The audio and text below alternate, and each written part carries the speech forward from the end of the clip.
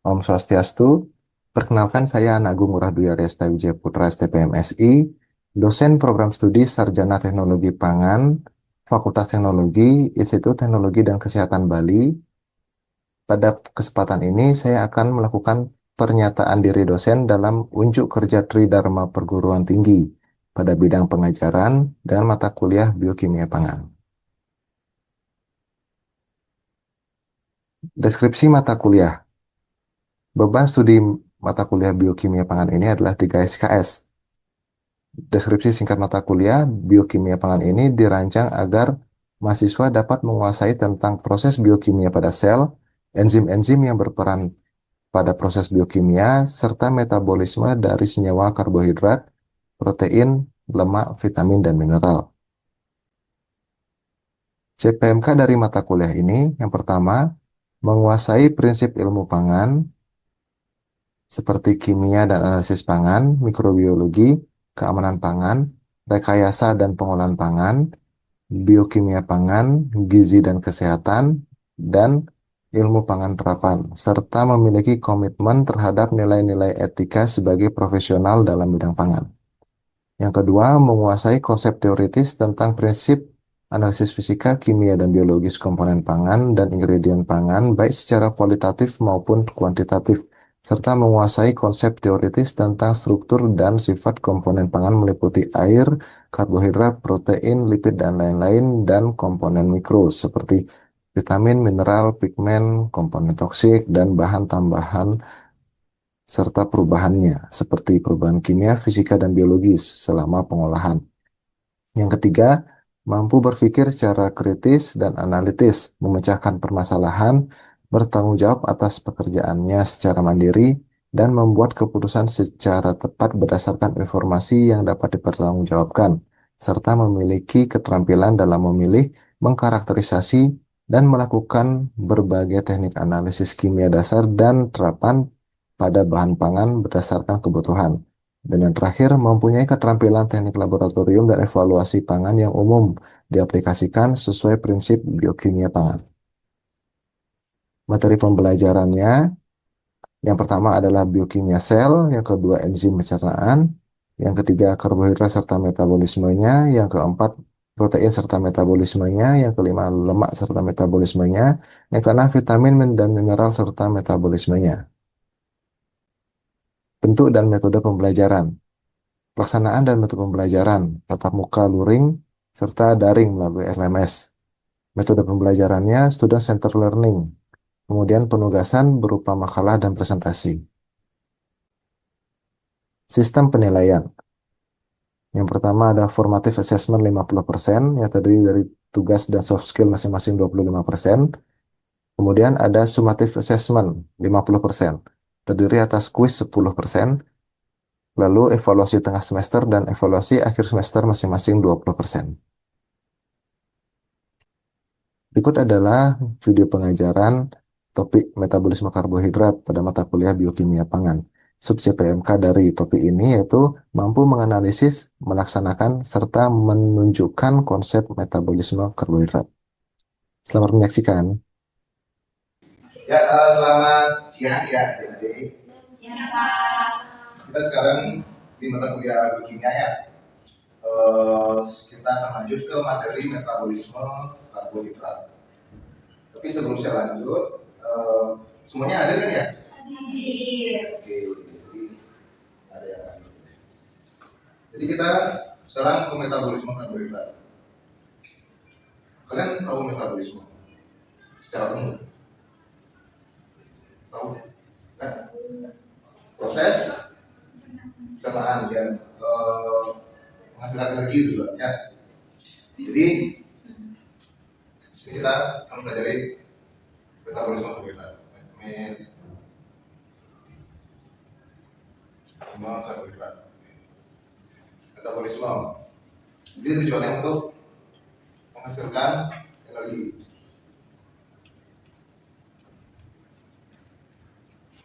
Kemudian sekarang kan ini metabolisme karbohidrat, berarti sumbernya yang kita gunakan adalah karbohidrat. Karbohidrat adalah senyawa organik yang terdiri dari atom C, H, O. C itu karbon. hidrogen. Oke. O, oksigen. Nah, jadi ini penyusun dari karbohidrat ini. Karbohidrat merupakan makronutrien utama yang menyediakan energi bagi tubuh, terutama otak dan sel. Ya, jadi otak dan sel otak kan. Jadi kenapa kita harus makan? Kenapa kita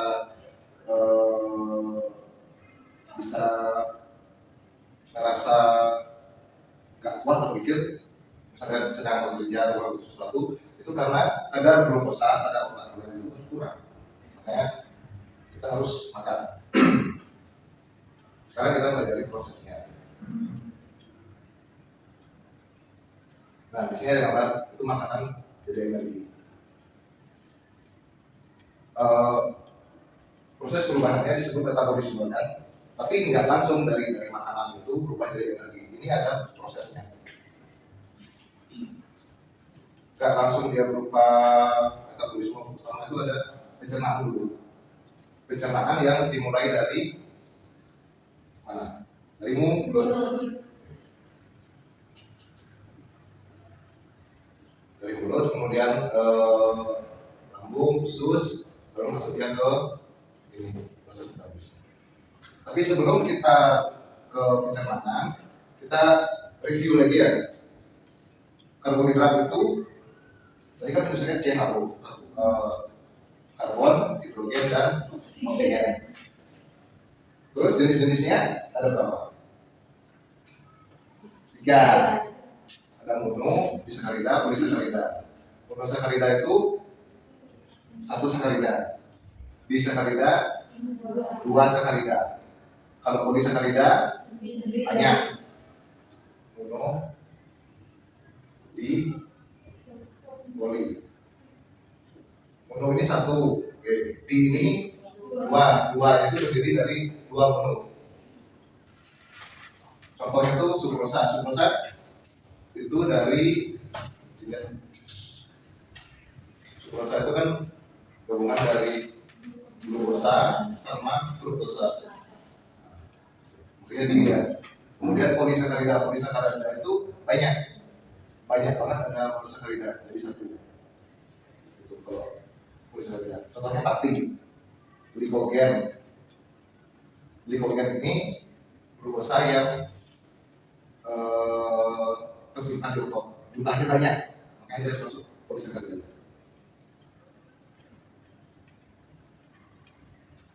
Nah, sekarang kita masuk ke proses pencernaannya. Kan tadi dari mulut awalnya.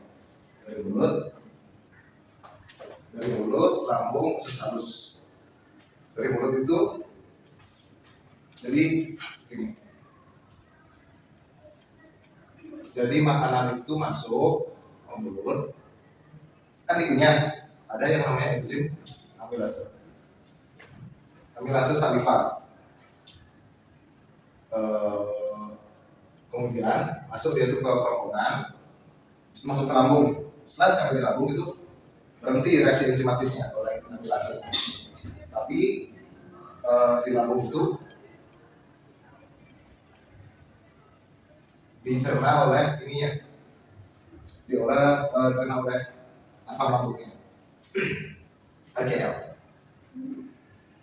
Yang itu ada asam klorida. Itu yang kayak merombak makanan yang masuk. Kemudian setelah selesai di lambung akan turun ke usus. Di usus ini jadi ada reaksi menggunakan enzim amilase juga, tapi amilase yang diproduksi oleh pankreas.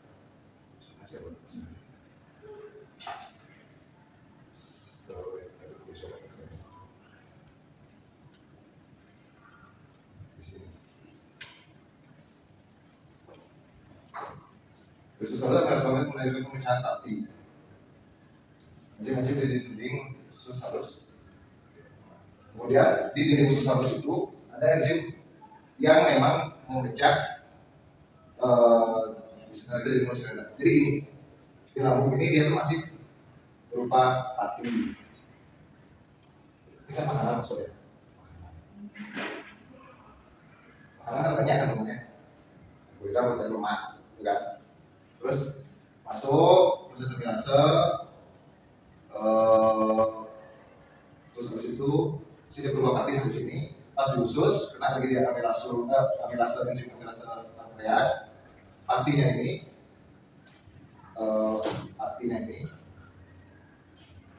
berubah dia jadi disakarida. Terserah ini disakaridanya apa, bisa di situ ada contohnya, bisa maltosa, bisa sukrosa, tergantung dari makanannya apa. Kemudian setelah jadi disakarida, di usus juga nih, di usus halus ini ada namanya enzim itu sukrasa atau maltase, tergantung dari jenis disakarida tadi. Misalnya ternyata disakarida yang dari hati ini adalah sukrosa gitu ya. Jadi yang bekerja itu enzim sukrasa. Dipecah oleh enzim sukrasa, si disakaridanya, si sukrosanya menjadi glukosa. Intinya proses pencernaan yang dari mulut ini, yang dari mulut itu, pencernaan ke usus itu mengubah si pati menjadi monosakarida. Pokoknya dari pati jadi monosakarida. Ini intinya. Ya, kan? Sampai sini monosakarida ini kan berupa glukosa. Baru dia akan masuk ke aliran darah melalui dinding usus halus. Usus halus itu gini, ya, anggap ini dinding usus halusnya. Di sini ada glukosanya. Usus itu kayak sarang gitu kan. Dan kan ini dindingnya di sisi bagian tubuh kita bisa ada pembuluh darah. Maksudnya terserah apa pembuluh darah. Ini pembuluh darah. Saat terserah baru dia dikirim ke seluruh tubuh kemana-mana. Sampai sini dulu.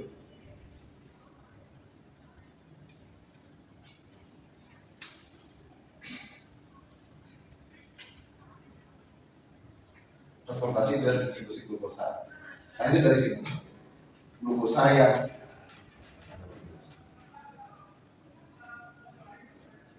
yang sudah diserap, sudah masuk ke pembuluh darah ini, sini dia dibawa ke otak,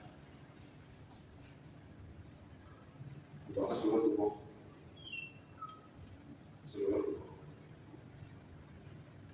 Ke sini dulu dibawa, kemudian kalau ada sisa dibawa ke hati. Terus melihat.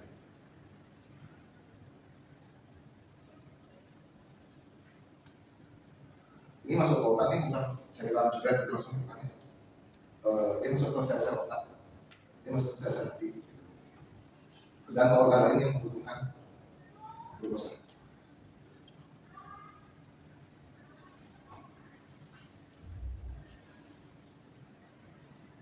Nah, ini baru sekarang proses si glukosa supaya jadi energi.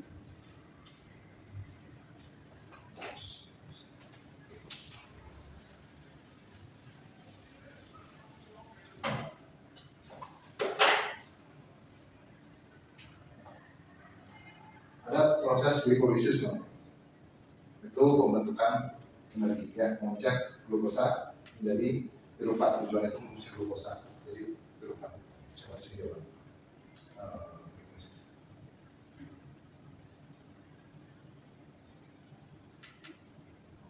Ini terjadi di sitoplasma sel. Tadi kan saya bilang bahwa glukosa yang dari pembuluh darah masuk ke hati. Masuk hati itu tadi saya bilang masuk ke selnya. Terjadi di sel hatinya ini dari proses sitoplasma di hati. Situ.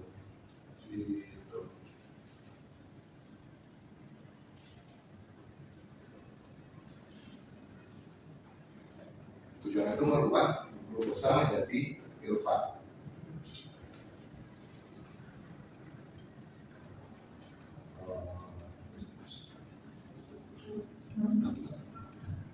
Kan glukosa dia berubah menjadi pilvat.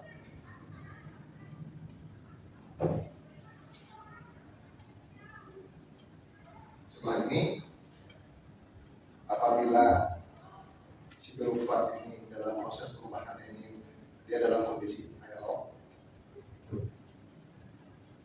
maka akan masuk ke jalur siklus Krebs.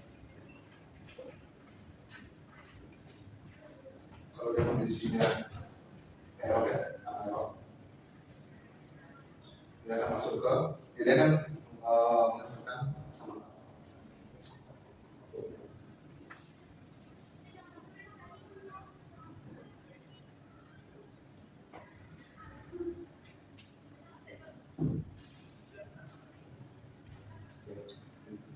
Di sini dia akan menghasilkan ATP. Di sini juga ada reaksi fosforilasi oksidatif atau transport elektron.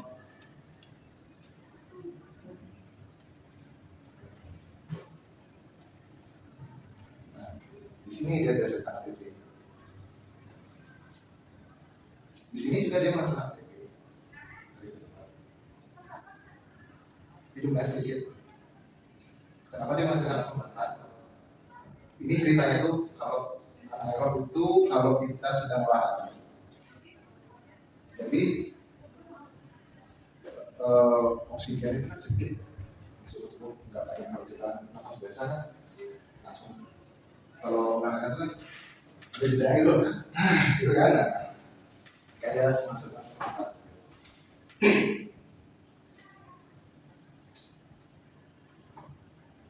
Baik ya, sampai sini paham. Jadi ini proses yang menunjukkan ATP. ATP ini energi.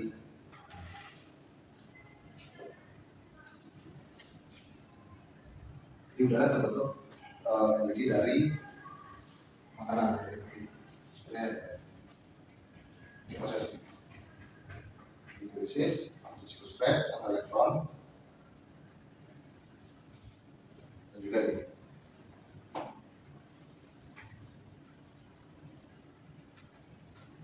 Ini gambarnya prosesnya yang lebih rinci ya, hidrolisis. Ada banyak enzim. Ada banyak enzim. Ada 10 tahap sebenarnya dari glukosa sampai menjadi piruvat. Dan ada banyak enzim yang digunakan.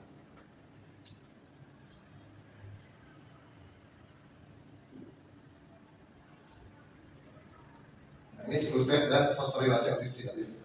Tentang ini tadi siklus Krebs dan transport elektron.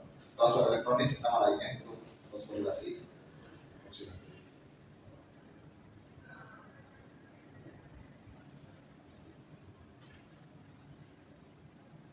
Jika kondisi aerobik ini aerob berubah menjadi asetil CoA.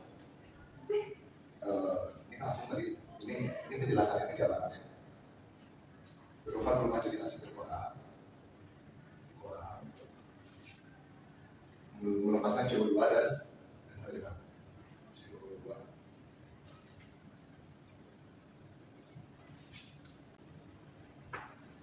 Asetil CoA-nya masuk ke siklus Krebs.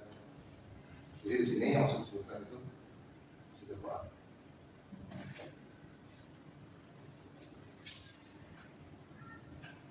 Kan CO2 ada sedikit ATP.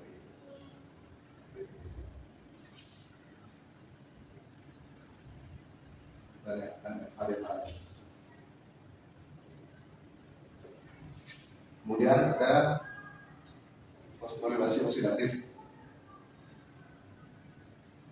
Ini dari ini, mana dia tadi NADH sama HDH reaksi ini.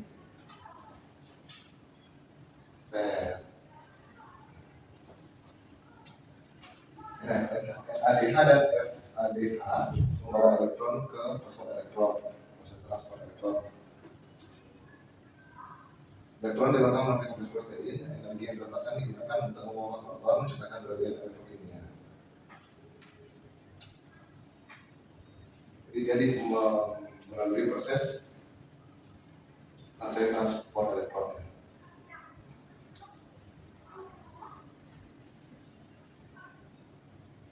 Terhadap gambar sehingga menghasilkan ATP.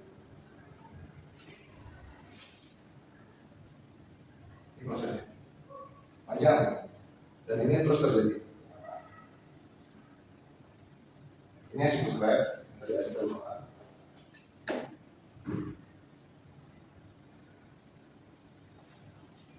Kemudian ini yang transport elektron.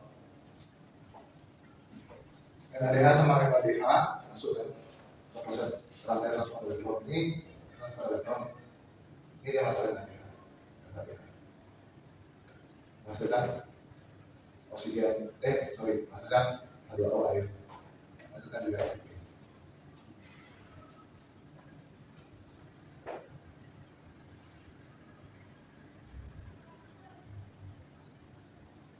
Dan ini membentukkan ATP. Sekarang ada penyimpanan energi dan pengaturan energi. Penyimpanan glukosa. Ada tahap glikogenesis, ada tahap glikogenolysis, ada tahap gluconeogenesis.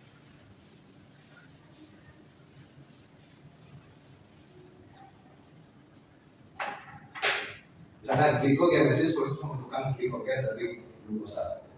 Glikogenesis pembentukan glikogen dari glukosa.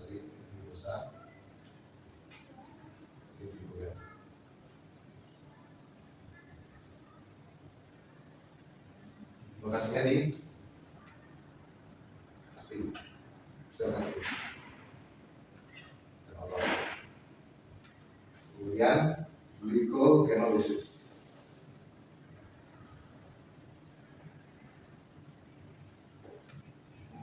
Pemecahan dari glikogen jadi glukosa. Ini.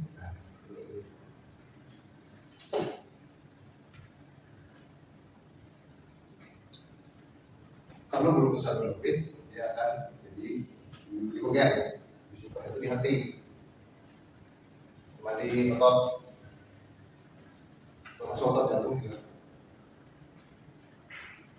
Ya. Kalau dia kekurangan glukosa, jadi glukosa yang ada pada hati ini yang dicari. Jadi dari glikogen jadi glukosa, namanya glikogenolysis. Ada satu lagi gluconeogenesis.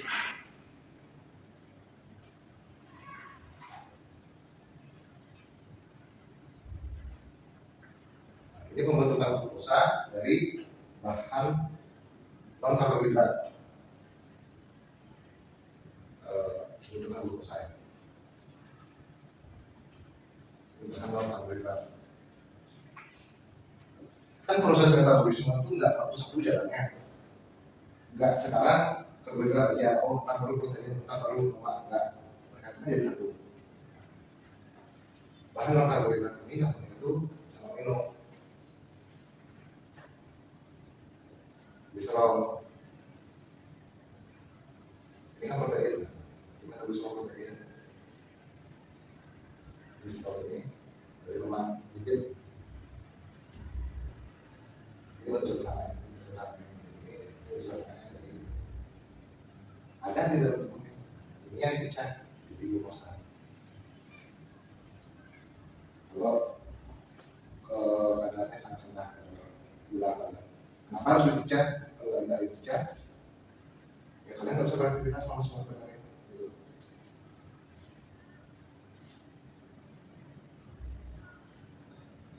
Ini yang tadi glikogenesis sampai glikogenesis sama glikogenolysis. Glukosa, glikogen, prosesnya. Gazet juga. Ini lengkapnya sih. Jadi kita lihat ya, nomor 1.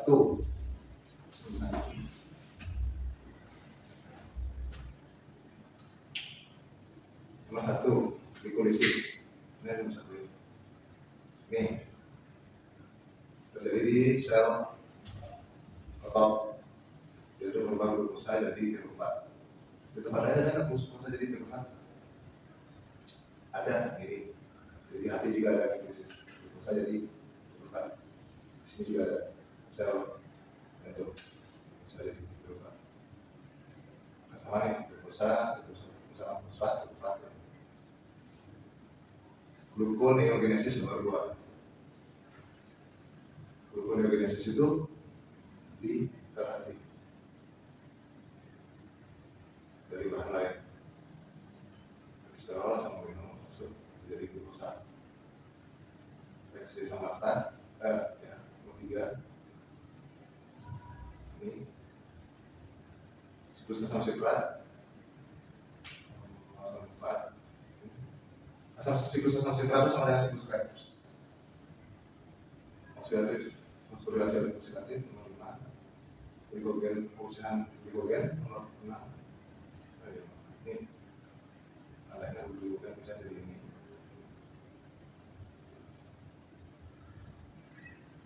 Oksidasi sama 4, nomor 7.